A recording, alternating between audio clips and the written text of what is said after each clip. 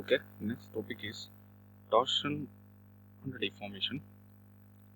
So, torsional deformation is completely related with the shaft. So ಯಾವುದಾದ್ರೂ ಒಂದು circular ಶಾಫ್ಟನ್ನು ನಾವು assume ಮಾಡ್ಕೋಬೇಕು. ಸರ್ಕ್ಯುಲರ್ ಶಾಫ್ಟ್ ರೊಟೇಟ್ ಆಗಬೇಕಿದ್ರೆ ಸೊ ಯಾವ ರೀತಿ ಬೆಂಡಿಂಗ್ ಆಗುತ್ತೆ, ಯಾವ ರೀತಿ ಟ್ವಿಸ್ಟಿಂಗ್ ಆಗುತ್ತೆ, ಬೆಂಡಿಂಗ್ ಅಂತ ಕರೆಯೋದಾಗಿ ಟ್ವಿಸ್ಟಿಂಗ್ ಅಂತ ಕರಿತೀವಿ. ಯಾವ ರೀತಿ ಟ್ವಿಸ್ಟ್ ಆಗುತ್ತೆ ಅನ್ನೋದು. ಸೊ ಬೆಂಡಿಂಗ್ ಆದರೆ ಎಂ ಬರುತ್ತೆ, ಟ್ವಿಸ್ಟಿಂಗ್ ಆದರೆ ಟಿ ಬರುತ್ತೆ. ಸೊ ಟಿ ಮೀನ್ಸ್ ಟಾರ್ಕ್ ಅಂತ.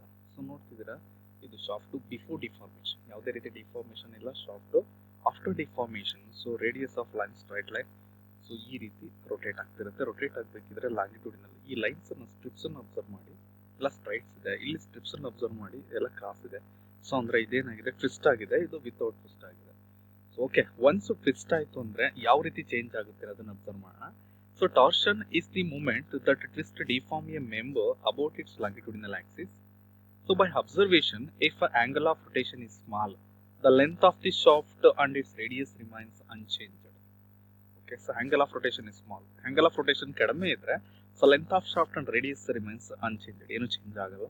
ಸೊ ನಿಮಗೆ ಬೇಕಾಗಿರೋಂಥ ಫೈನಲ್ ಕನ್ಕ್ಲೂಷನ್ ಏನಪ್ಪ ಬೇಕಿದ್ರಲ್ಲಿ ಅಂದ್ರೆ ಟಾರ್ಷನಲ್ಲಿ ಯಾವ ಪರ್ಪಸ್ಗೋಸ್ಕರ ಸ್ಟಡಿ ಮಾಡಬೇಕು ನಾವು ಅನ್ನೋದನ್ನು ನೋಡೋದಾದ್ರೆ, ಸೊ ಒಂದು ಶಾಫ್ಟ್ ಇದೆ, ಶಾಫ್ಟಿಗೆ ಲೋಡ್ ಅಪ್ಲೈ ಮಾಡಿದಾಗ ಯಾವ ರೀತಿ ಚೇಂಜಸ್ ಆಗುತ್ತೆ, ಯಾವ ರೀತಿ ಟ್ವಿಸ್ಟ್ ಆಗುತ್ತೆ, ಸೊ ಟ್ವಿಸ್ಟ್ ಯಾವ ರೀತಿ ಕಂಡುಹಿಡಿಯೋದು ಅನ್ನೋದನ್ನು ಮೇನ್ ಕಾನ್ಸೆಪ್ಟ್ ಆಗಿ ಇಟ್ಕೊಳ್ಳಿ. Okay, next torsional deformation is completely related with a circular bar.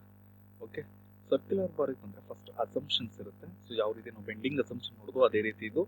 So torsion assumption ಅಂತ ಕರಿತೀವಿ, ಅಥವಾ ಥಿಯರಿ ಆಫ್ ಟಾರ್ಷನ್ ಅಂತ ಕರಿತೀವಿ. So the material of the shaft is uniform through out the length. Uniform through out the length ಅಂದರೆ material ಒಂದೇ ಇದರಿಂದ ಮಾಡಿರಬೇಕು, ಹಂಗಿದ್ರೆ ಮಾತ್ರ ನಾವು ಟಾರ್ಷನಲ್ ಈಕ್ವೇಷನ್ಸ್ ಅನ್ನೋದಕ್ಕೆ ಅಪ್ಲೈ ಮಾಡಬಹುದು. ಇದನ್ನ ಸಮ್ ಟೈಮ್ ಏನಂತ ಕರಿತೀವಿ, ದ ಮೆಟೀರಿಯಲ್ ಈಸ್ ಹೋಮೋಜಿನಿಯಸ್ ಅಂತ ಲಾಸ್ಟ್ ಟೈಮ್ ಸ್ಟಡಿ ಮಾಡಿದ್ದು ನೋಡಿ. ಹೋಮೋಜಿನಿಯಸ್ ಅನ್ನೋ ಕಾನ್ಸೆಪ್ಟ್ ಇದೆಲ್ಲ ಬರುತ್ತೆ. The twist along the length of the shaft is uniform. Suppose along the length of the shaft twist ಆಗಬೇಕಿದ್ರೆ 1 ಡಿಗ್ರಿ ನೋಡಿ, ಇದು ಬಿಫೋರ್ ಡಿಫಾರ್ಮೇಷನ್. ಯಾವುದೇ ರೀತಿ ಡಿಫಾರ್ಮೇಷನ್ ಆಗಿದೆ, ಇದು ರೊಟೇಟ್ ಆಗಿದೆ. ರೊಟೇಟ್ ಆಗಬೇಕಿದ್ರೆ ಶಾಫ್ಟ್ ಡಿಫಾರ್ಮೇಷನ್ ಆಗಿದೆ. ಯಾವ ರೀತಿ ಗೊತ್ತಾಗ್ತಿದೆ ಅಂದ್ರೆ ಲೈನ್ಸ್ ಅನ್ನ ಸ್ಟ್ರಿಪ್ಸ್ ಅಬ್ಸರ್ವ್ ಮಾಡಿ, ಸ್ಟ್ರಿಪ್ಸ್ ಸ್ಟ್ರೈಟ್ ಇದೆ, ರೊಟೇಟ್ ಆದಾಗ ಏನಾಗಿದೆ, ಡಿಫಾರ್ಮೇಷನ್ ಆಗಿದೆ. ಸೊ ಡಿಫಾರ್ಮೇಷನ್ ಆದ್ರೆ ಸೊ ಈಕ್ವಲ್ ಆಂಗಲ್. ಸೊ ಇಲ್ಲಿ ಸ್ಟಾರ್ಟಿಂಗ್ ಒಂದು, ಫೈನಲ್ ಒಂದು, ಮಿಡಲ್ ಒಂದು ಆಂಗಲ್ ಇರಲ್ಲ. The twist along the shaft is uniform. Twist means angle. Okay, the material of the shaft is uniform throughout, means same homogeneous material. The shaft is uniform circular section throughout the length. So shaft ಏನಾಗಿರಬೇಕು, uniform ಆಗಿ circular ಇರಬೇಕು from starting to ending. So from starting to ending observe ಮಾಡಿದ್ರೆ ಎರಡು ಕೂಡ uniform ಆಗಿ circular section ಇರಬೇಕು. Clear? So next, cross section of the shaft which are plane before twist and remain plane after twist. ಈ cross section ಏನಿದೆ ಇದು circular cross section ಅಂತ ಹೇಳ್ಬಿಟ್ಟು ನಾವು ಡಿಫೈನ್ ಮಾಡ್ತೀವಿ. ಬಿಫೋರ್ ಟ್ವಿಸ್ಟ್, ಟ್ವಿಸ್ಟ್ ಆಗಕ್ಕೆ ಮುಂಚೆ ಏನಿದೆ ಸರ್ಕ್ಯುಲರ್ ಶೇಪ್ ಇದೆ. ಸೊ ಕಾಣಿಸ್ತಾ ಇದೆ ನಿಮಗೆ before twist. Suppose after twist, twist ಆದ್ಮೇಲೂ ಕೂಡ ಈ ಶೇಪ್ ಹೇಗಿದೆ, ಸರ್ಕ್ಯುಲರ್ ಶೇಪೇ ಇದೆ, ಶೇಪ್ ಚೇಂಜ್ ಆಗ್ಬೋದು. Okay, so next, all radii which are straight before twist, radius ಕೂಡ ಸೇಮ್ ಇರಬೇಕು, ಸ್ಟ್ರೈಟ್ ಇರಬೇಕು before twist, and remain twist radius ಕೂಡ ಸೇಮ್ ಇರಬೇಕು. 5 ಪಾಯಿಂಟ್ ತುಂಬಾ ಇಂಪಾರ್ಟೆಂಟ್. The first point ನೋಡೋದಾದ್ರೆ uniform throughout the section. Second point, twist is along the same. Third one is uniform circular cross section throughout the shaft. Cross section of the shaft which are plane. Cross section plane ಇರುತ್ತೆ before twist and remains plane after twist. All radii which are straight before twist and remains straight after twist. Clear? Next one. So general torsional equation ಅಥವಾ shaft for torsional equation ನೋಡೋದಾದ್ರೆ so formula. So general torsional equation ಅಂತ define ಮಾಡ್ತೀವಿ. So T divided by J, tau divided by R and G theta divided by L. Okay, so T means torque transmitted ಅಥವಾ twisting moment in newton metre. So unit ಬಂದ್ಬಿಟ್ಟು ಸರಿ newton into metre. So next J is equal to polar moment of inertia. So next tau is equal to shear stress. So R is equal to radius of the shaft. Next to G is equal to modulus of rigidity. So theta is equal to angle of twist. So length is L is equal to length of shaft. Sometimes radius ಇದೆಯಲ್ಲ, radius ನ diameter use ಮಾಡಿ calculate ಮಾಡ್ತೀವಿ. radius is equal to so D by 2 formula use ಮಾಡ್ತೀವಿ. So D by 2 means diameter ನ half ಮಾಡಿದ್ರೆ ನಮಗೆ ಏನು ಸಿಗುತ್ತೆ, ಸೊ ರೇಡಿಯಸ್ ಸಿಗುತ್ತೆ. ಸೊ ಈ ರೀತಿ ಇಲ್ಲಿ ರೇಡಿಯಸ್ ಆಫ್ ಶಾಫ್ಟ್ ಇದೆಯಲ್ಲ ಇದನ್ನ ಕ್ಯಾಲ್ಕುಲೇಟ್ ಮಾಡ್ತೀವಿ. Okay, so next, so torque ನ ಕಂಡುಹಿಡಿಯಕ್ಕೆ ನಮ್ಮ ಫಾರ್ಮುಲಾ ಇದೆ, ಟಾರ್ಕ್ನ ಈಸಿಯಾಗಿ ಕ್ಯಾಲ್ಕುಲೇಟ್ ಮಾಡ್ಬೋದು. ಬಟ್ ಜೆ ಇದೆಯಲ್ಲ, polar moment of inertia, polar moment of inertia solid circular ಶಾಫ್ಟ್ಗೆ ಹಾಲೋ ಸರ್ಕ್ಯುಲರ್ ಶಾಫ್ಟ್ಗೆ ಚೇಂಜ್ ಇರುತ್ತೆ. ಇದನ್ನು ಆಬ್ಜೆಕ್ಟಿವ್ ಕ್ವಶನ್ಸ್ ಅಲ್ಲಿ ಜಾಸ್ತಿ ಕೇಳ್ತಾ ಇದ್ದೇನೆ. ಪೋಲಾರ್ ಮೂಮೆಂಟ್ ಆಫ್ ಇನರ್ಷಿಯಾ ಅಥವಾ ಸೊ ಇದನ್ನ ಅನದರ್ ನಿಮ್ಮ polar second moment of area ಅಂತಲೂ ಡಿಫೈನ್ ಮಾಡ್ಬೋದು.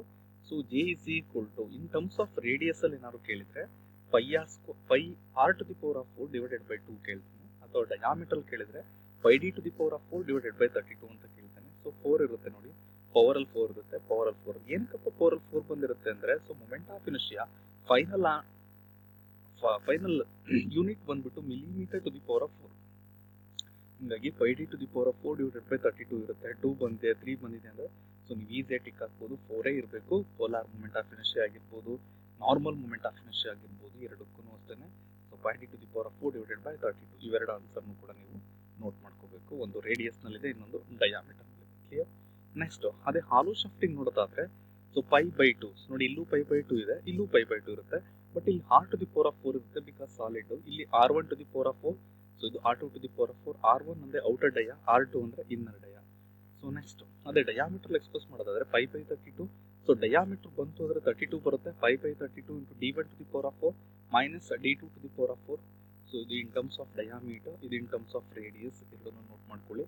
ಆಯ್ತು. For solid shaft and hollow shaft, polar moment of inertia, polar moment of inertia. So definitely question frame ಆದ್ರೆ ಈ ಟಾಪಿಕ್ ಇಂದ ಇದರಲ್ಲೇ ಕ್ವಶನ್ ಫ್ರೇಮ್ ಆಗೋದು, ಇದು ತುಂಬಾ important topic. Next, how to calculate power transmitted by shaft. So power ನ ಯಾವ ರೀತಿ ಕ್ಯಾಲ್ಕುಲೇಟ್ ಮಾಡ್ತೀವಿ ಅಂತ ನೋಡೋದಾದ್ರೆ, so formula, so power transmitted is equal to 2 pi nt divided by 60. So 2 constant, pi constant, n means n is equal to RPM of the shaft ಅಥವಾ number of rotation of the shaft. T is equal to torque transmitted.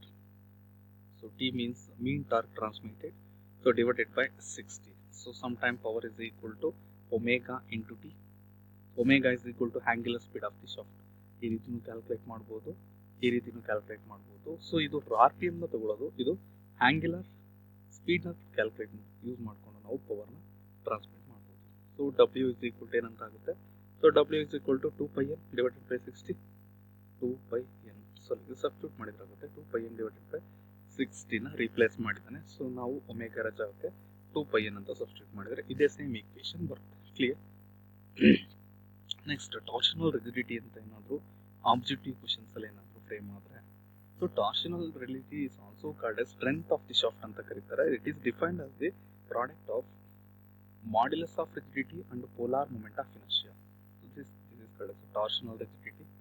So torsional rigidity TR, torsional rigidity is equal to product means multiplication of modulus of rigidity and polar moment of inertia. ಇವೆರಡನ್ನು multiply ಮಾಡಿದ್ರೆ ನಮಗೆ torsional rigidity ಬರುತ್ತೆ.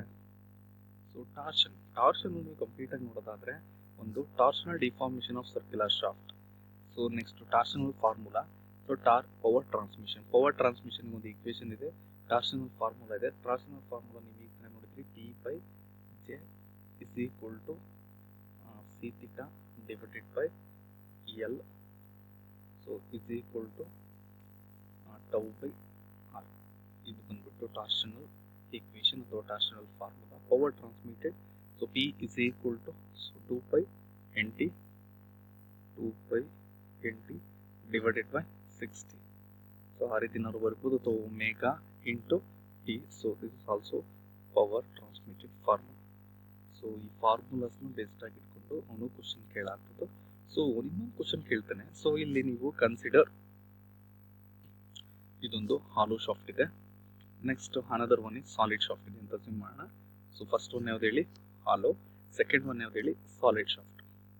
So for compare to hollow shaft and solid shaft, for same diameter, same length, same material. So ಎಲ್ಲ same ಇದ್ದಾಗ which one is the stronger ಅಂತ question ಕೇಳ್ಬೋದು. So which one is the stronger ಅಂದ್ರೆ, hollow shaft is always stronger than solid shaft. Hollow shaft and solid shaft ನ comparison ಮಾಡಿದ್ರೆ hollow shaft strong ಇರುತ್ತೆ, solid shaft weak ಇರುತ್ತೆ. Solid shaft ನಾನು general bend ಮಾಡ್ಬೋದು, but hollow shaft ನ bend ಮಾಡೋಕ್ಕಾಗಲ್ಲ. Strength of the hollow shaft is always greater than solid shaft. Clear? Hollow shaft ಅಲ್ಲಿ ಏನಿರುತ್ತೆ ಅಂದ್ರೆ ಸೊ ಮಿಡಲ್ ನಲ್ಲಿ ಹೋಲ್ ಇರುತ್ತೆ. ಸೊ ಹೋಲ್ ಇರೋದ್ರಿಂದ ಅಲ್ಲೇನು ಫಿಲ್ ಆಗುತ್ತೆ ಅಂದ್ರೆ ಲಿಕ್ವಿಡ್ ಅಥವಾ ಏರ್ ಫಿಲ್ ಆಗಿರುತ್ತೆ. ಏರ್ ಫಿಲ್ ಆಗಿರೋದ್ರಿಂದ ಈಸಿಯಾಗಿ ಬೆಂಡ್ ಮಾಡಕ್ ಸಾಧ್ಯ ಇಲ್ಲ. ಸೊ ಇದರಲ್ಲಿ ಯಾವುದೇ ರೀತಿ